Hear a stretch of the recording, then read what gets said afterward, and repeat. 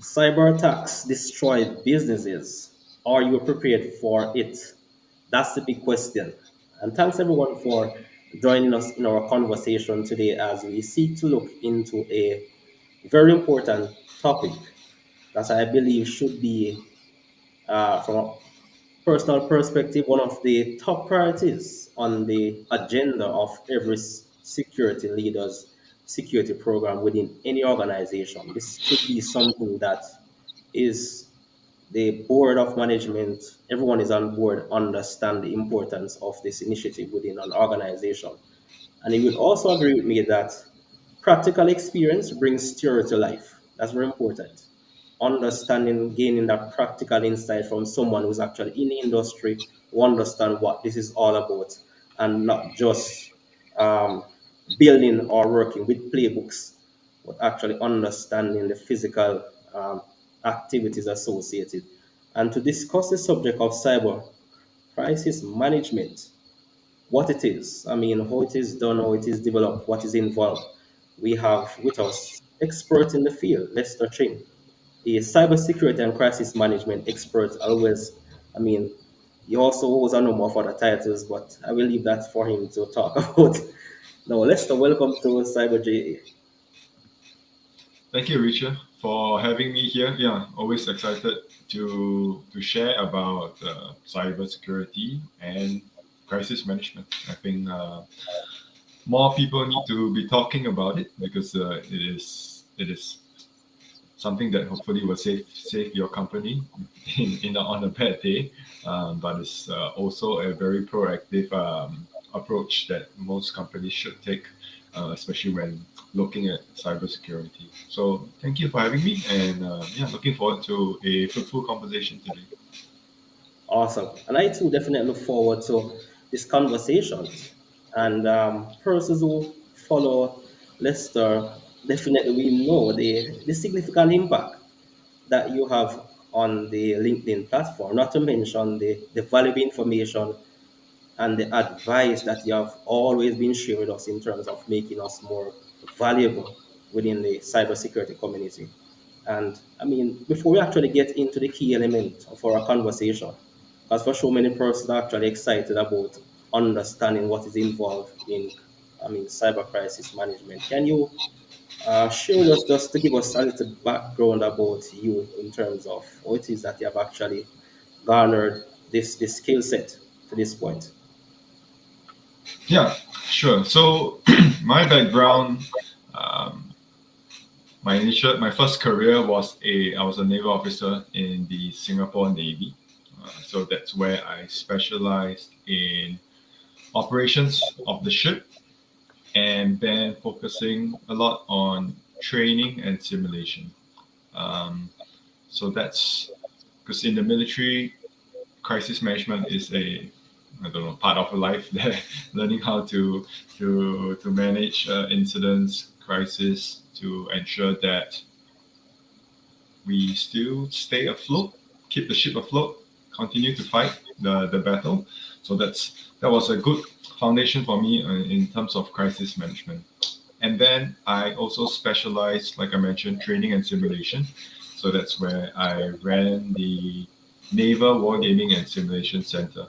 And that helped gave me the experience and knowledge in running exercises, running um, warfare exercises, but it also gave me a good perspective of crisis management and how we deal with situations. Um, and then I moved on. I left the Navy and moved into the financial sector, and I moved to Canada as well. And that's where my experience in I started in cybersecurity, firstly in project management, and then in a security exercise program management. So that's where I took my experience in the Navy and applied it to cybersecurity, where yeah, I design and run exercises not only for the simpler tabletops, but also proper team exercises. So that's a short background on my experience. Great, great. And to me, that's a very good, experience. When you talk about it, being in the army, being in the navy, then it's, as you have mentioned before, it's a very serious, situation in terms of dealing with crisis. Always being prepared. And Yeah. persons might say that, well, that's a different scenario. We run an organization and run a business. We can afford for certain things to happen, or the big notion is that this is not going to happen to me. We're not a Fortune 500 company. I do not need to invest in implementing resources or the capabilities because we are not going to be attacked. So can you, share some light in terms of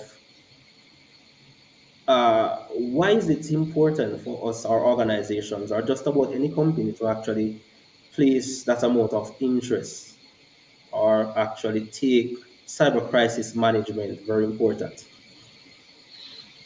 Yeah. I think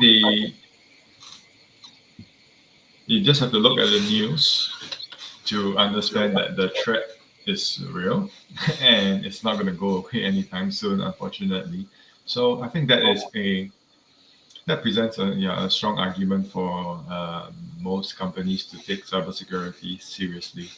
And in terms of crisis management within your company, I think that is it's sort of an additional but essential step into your overall cybersecurity program and readiness posture. So, um, unfortunately, the news has been unfavorable to the blue team, but in that sense, it also provides a strong argument or good evidence to why additional preparation is needed. Because people are, the saying now goes, it's not if you get hit by a cyber attack, it's when you do get hit by a cyber attack.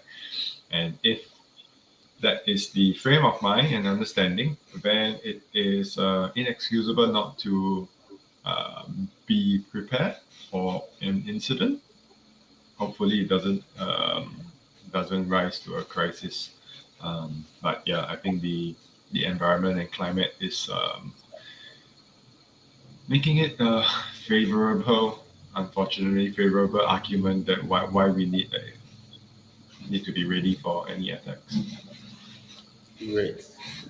Okay. One of the questions that I'm actually facing as it relates to the issue of cyber crisis management is actually, can you actually take us through the various, phases, what is involved in terms of, as an entity, as an organization, I want to develop a cyber crisis management program, a cyber crisis management initiative.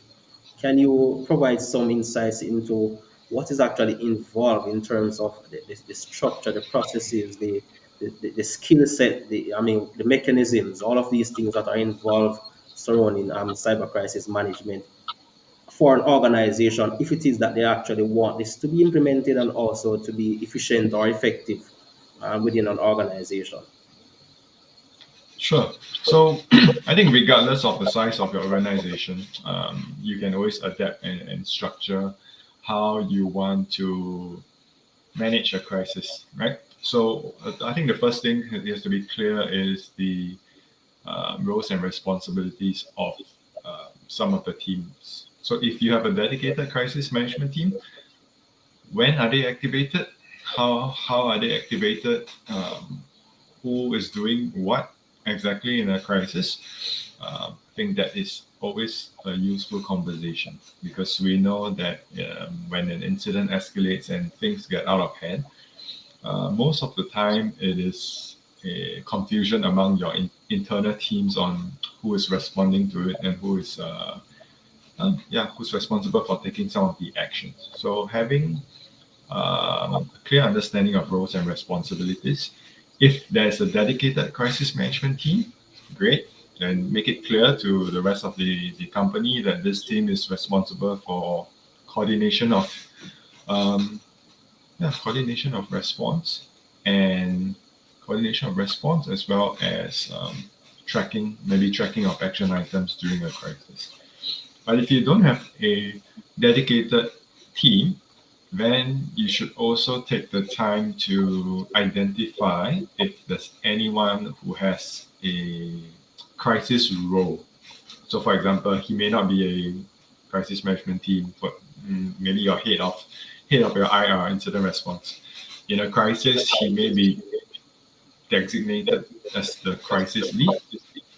So that is useful to clarify as well. So once you have the team set in place, then you think about a incident or crisis life cycle. So you want to set up your structure to be able to firstly define what a crisis is, right? So normally your crisis is something that's beyond your business as usual, a bit larger than your incident management incident that your teams can handle, and therefore it becomes a crisis. And one of the usual mandates of crisis is to bring it back to business as usual operations.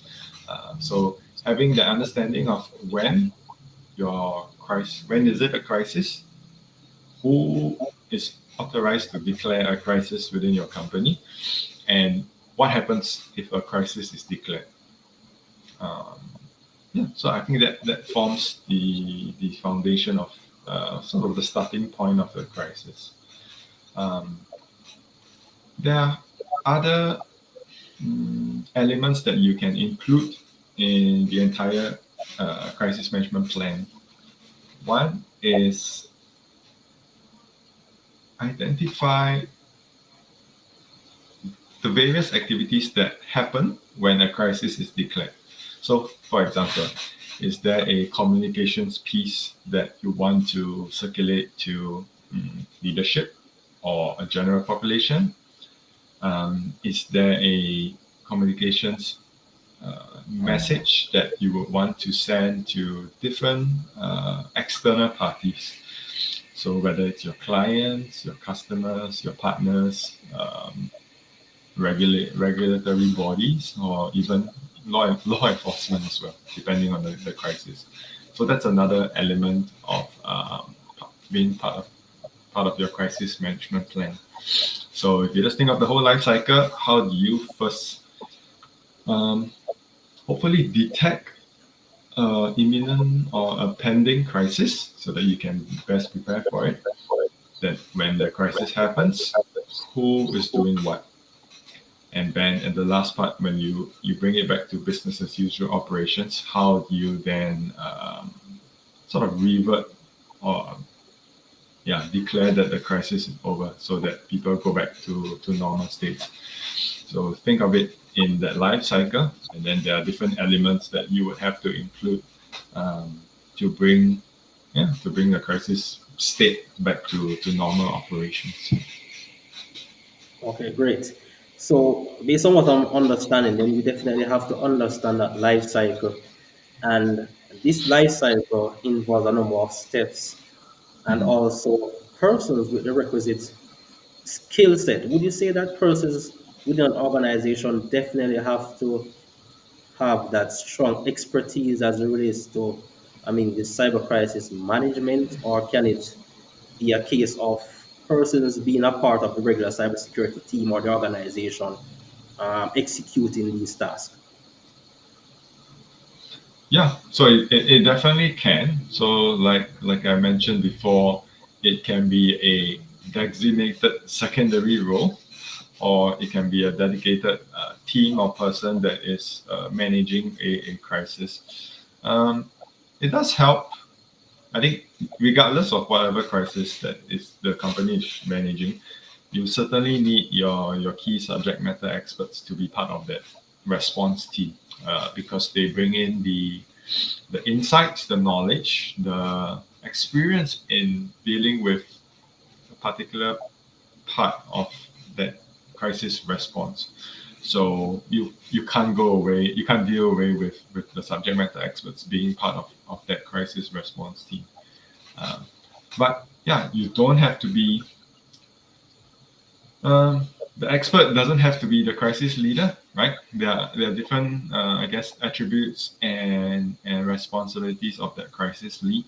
I think one being a expert in stakeholder management. I think that's really important. Understanding the teams in play, understanding that different teams have different priorities, um, and rightfully so, because each team are dedicated to solving a certain problem, and therefore they have a particular view of it. But as a crisis manager, you need to understand what their priorities are, and then you got to weigh it against the larger picture. Because at the end of the day, we're trying to de-escalate a crisis, um, and sometimes the teams don't have a larger view of how their action impacts another team. And therefore, the crisis manager, together with the advice from the specialist teams, they will be able to then weigh the pros and cons of some of the decisions, and also prioritize some of the action items. So, yeah, you may not be the expert in the area to be the crisis lead for that particular crisis. Yeah, great point. One of the things that actually jumps out to me is the question of what are the associated challenges involved in developing a cyber crisis management plan for an organization?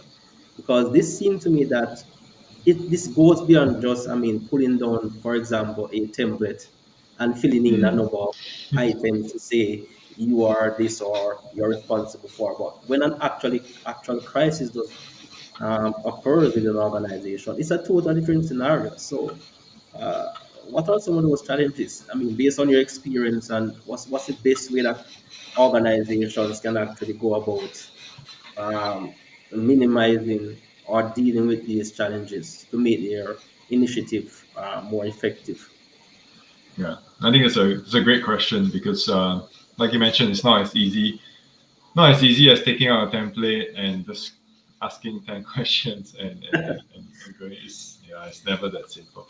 Um, but I think one of the most important ways is to establish relationships, especially if you are mm, no, I mean, regardless whether you're a specialized team or a dedicated crisis leader, I think one of the key enablers for your program is to build relationships within some of the key players. You may not need to know everybody, but you need to understand who has the authority as well as the means to take certain actions, and that would help you mm,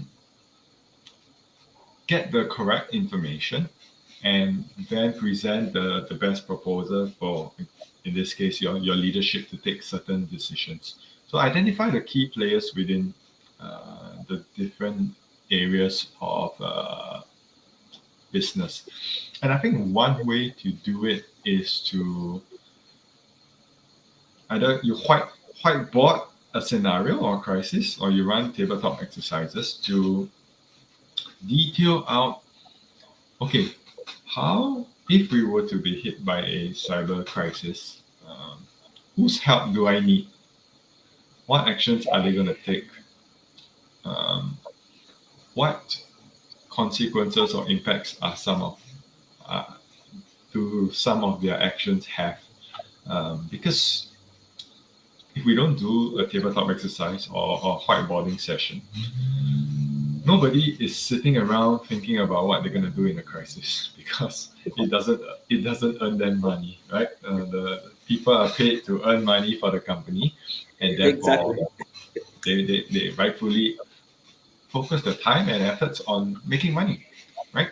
But I think the there's increasing appetite and understanding of the catastrophic impacts of cybersecurity attacks on a company, that now they do realize the importance of dedicating some time and resources to having those difficult conversations about, okay, how are we going to deal with a cyber attack?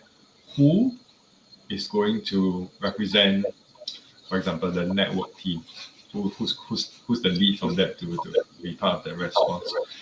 What are some of their limitations of their tools currently, um, and how long will it take to execute on some of their proposed actions? So all those difficult questions, I think, as part of the crisis management team and included in a tabletop exercise or even a deep dive scenario, we want to ask those difficult questions in peacetime, right? We don't want to be asking those questions in the midst of responding to a crisis because it will just it's going to be difficult to um, intake so much information and then try and balance out how you're going to respond to a crisis. So take peace as the time to build up this knowledge, work the relationships, understand each other, all the various teams that need to work together. You don't want a crisis to be the first time they're saying hello to each other, even though they're in the same company. It happens, but as the crisis team, you should do your best to look ahead at potential crisis, identify who is going to be impacted and what they're going to need to do, bring them to the table. Um, you may not solve all the problems, fine, but at least talk about it, make each one aware of the limitations of each team, and if at the minimum get to know each other. So that really helps um, response, whether it's the time or efficacy of a response in a crisis.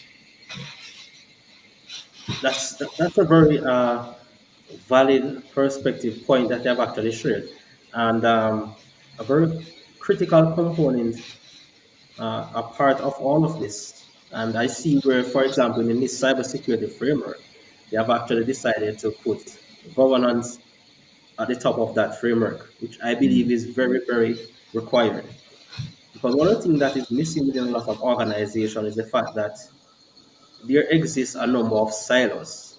Everyone is mm, actually operating within their own cage, as they would say. You're all at work, you're focused on your task. No one is, I mean, finance, you are marketing, operations, everyone is all about within their own task. So unless you have that strong governance piece, that leadership piece to create that culture within the organization where persons value each other, persons understand their role, those relationships actually exist among everyone in the organization where they understand the impact, the negative impact of a cyber crisis on the organization.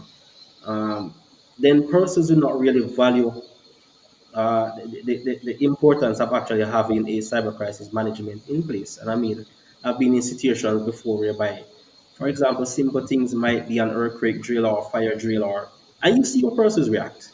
They really might not, they might be saying that this is not going to happen to us. That's always mm. the mindset. But unless you have that culture from the top leading down, everyone buys in, everyone understands, then for sure implementing something like a cyber crisis management plan will not be as efficient or effective within any organization. No matter of fact, any programs that you want, if management has not, I mean, bought into the idea, the plan itself, recognizing that what we are trying to do is in alignment with business objectives, then this will definitely not be as effective as possible. And I believe that is also one of the components that actually makes these initiatives quite successful. Now, I also see that one of the question is, can you um, share possibly any scenarios that you have actually found yourself in whereby you were able to maybe address these challenges that you identified among, for example, a cyber crisis management plan that never executed according to plan. Um, I think the the beauty of having a crisis management structure is that you take the time to plan for potential scenarios. And I think the planning is more important than the plan because through that planning, you would have identified who is important, what is important, what's actually important to your company, and you have also established whether it's a, whether it's a central point of communications during a crisis, or at least you have established the relationships across the teams as well as bilateral relationships within some of the key teams. Because some actions you don't need everybody to do, right? Sometimes two teams take it away and go and execute on certain tasks. They have the dependencies that you don't have to involve everyone. But I think that's important function for the planning phase to trash out whose work impacts whom, and then they can go and sort of de-conflict some of their actions. So I think back to the point, I think the planning is more important than the plan. The plan, I mean, you can always have the best plan in the world, but if you don't exercise it, you don't pay attention to it as well as update it and really dive into detail in what, because I mean, I don't know, you have seen some of the incident response plans. They are not exactly executable, right? And that's unfortunate, but I think the process of planning itself gives you a good, if you put in the effort and discipline to really um, developing that plan, then you will have built a certain level of knowledge and resilience so that when you do face an incident, you have the knowledge, experience to adapt to any new incident. So yeah, just repeat again. The act of planning is more important than the plan. Yeah, that's all very important. One last question for you is, if it is that someone actually wanted to specialize in cyber crisis management, what would be your recommendation in terms of the skill set that this person should possess in order to actually execute or be able to carry out such a job role, I mean, effectively? Yeah, I think that's a great question. So I think a lot of your core skill sets will be sort of your basic crisis management skill sets: stakeholder management, communications, critical thinking. Um, yeah, I think those are the few core skills that you need to manage a crisis. Then you underscore that with your research into your company or the company that you are supporting in crisis management, your relationship building within that company as well. That would give you a good foundation of being a crisis management, regardless of the situation. So whether it's a cyber attack or a natural disaster, I think those are the core skill sets. And then when you dive into cybersecurity, I think having a good understanding of specific threats. So whether it's understanding your TTPs, understanding the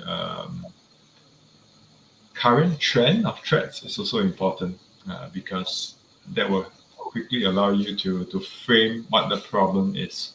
And I think that's always a struggle at the start of a crisis, understanding what the real problem is. There's going to be an influx of information, and you're going to have to be able to sieve out what's important and what's not, and then distribute that information to the correct teams. So having a good understanding of the threat is very important for cybersecurity crisis management. Um, and of course, all the key components of your cybersecurity defense posture. I think that would also give you a good understanding of what you what are some of your mitigation actions, so that when the experts on the teams come together to propose certain actions, you understand the conversation and you understand why they are proposing certain actions. Um, so with that strong foundation of crisis management, together with your understanding of how an attack happens, what are your defense mechanisms, I think that puts you in a good position to understand um, what you can do to help bring operations back to normal. Well, Lester, it was great having you to share expertise with us. And I mean, adding such valuable information to the community. I mean, all that you have actually said definitely creates a different spin on the whole situation. I mean, hearing it coming from someone who's actually in the trenches, I mean, versus, I mean, reading a few playbooks actually makes a difference in terms of actually gaining that insight. So I definitely appreciate the time that they have taken to share, I mean, your experiences today with the community. Yeah, and thank you, Richard. I always appreciate your invite and the time taken to to even listen to me. So thank you. Great, definitely. I definitely appreciate it. I look forward to many more conversations like this. I mean, for sure, you have a wealth of knowledge. There are so many other areas that you could actually go into, but I definitely look forward to those in a different conversation. So, guys, until then, stay connected for future conversations on the Cyber J show.